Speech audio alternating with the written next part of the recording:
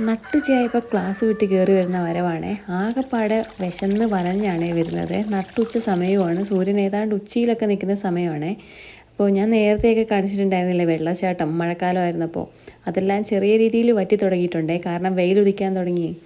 അപ്പോൾ ഞാനിതാ പോന്നപ്പോൾ അമ്മച്ചി അവിടെ നിന്ന് പുല്ലൊക്കെ പറിച്ചുകൊണ്ടിരിക്കുകയാണേ. അങ്ങനെ അമ്മച്ചിയോട് രണ്ട് കൊച്ചു വർത്താനമൊക്കെ പറഞ്ഞ് ഇതാ വീട്ടിൻ്റെ അങ്ങോട്ടേക്ക് കയറി വന്നു കേട്ടോ. വലിയ ആശ്വാസം. എത്ര കിലോമീറ്റർ നടന്നാണ് വരുന്നതെന്ന് എനിക്ക് തന്നെ അറിയത്തില്ല, അതും നല്ല കയറ്റമുള്ള റോഡും. അപ്പോൾ ഈ പൂവിൻ്റെ പേരെല്ലാവരും പറഞ്ഞായിരുന്നു കേട്ടോ എന്നോട്, കാക്കപ്പൂവാണെന്ന്. അപ്പോൾ ഇത് ഹാങ് ചെയ്യുന്ന പ്ലാന്റ് ആണെന്ന് അമ്മയെന്ന് പറയുന്നത് കേട്ടു. അപ്പോൾ അതേക്കുറിച്ച് എനിക്ക് അറിയത്തില്ലായിരുന്നു കേട്ടോ, ഇത് ഹാങ് ചെയ്യുന്ന സൈസാണ്. കാരണം അത് വള്ളിയൊക്കെ കുറേ ഇങ്ങനെ തൂങ്ങിക്കിടപ്പുണ്ട്.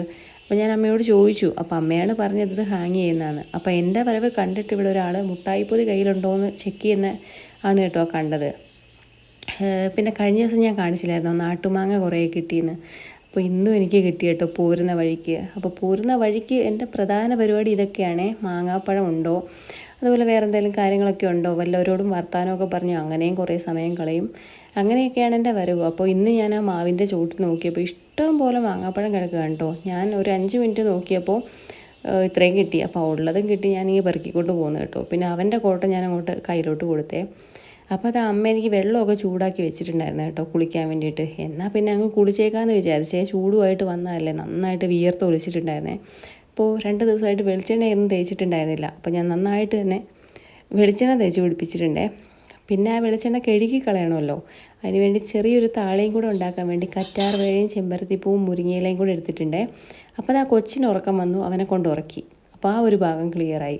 പിന്നെ ഞാൻ നേരെ തന്നെ തലയിൽ തേച്ചുകൊണ്ടിരിക്കുകയാണ് കേട്ടോ. ഈ ഒരു സമയത്തൊക്കെ എനിക്ക് വിശന്നിട്ട് വയ്യാണ്ടിരിക്കുവാണേ.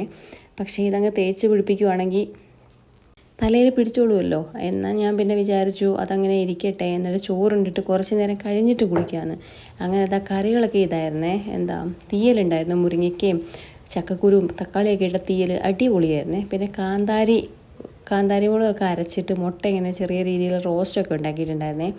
അതും പിന്നെ പാവയ്ക്കത്തോരനും അടിപൊളി കോമ്പിനേഷനായിരുന്നേ. പിന്നെ നല്ല വിശപ്പും ഉണ്ടായിരുന്നു, അപ്പോൾ കഴിക്കാൻ നല്ല സുഖമായിരിക്കുമല്ലോ.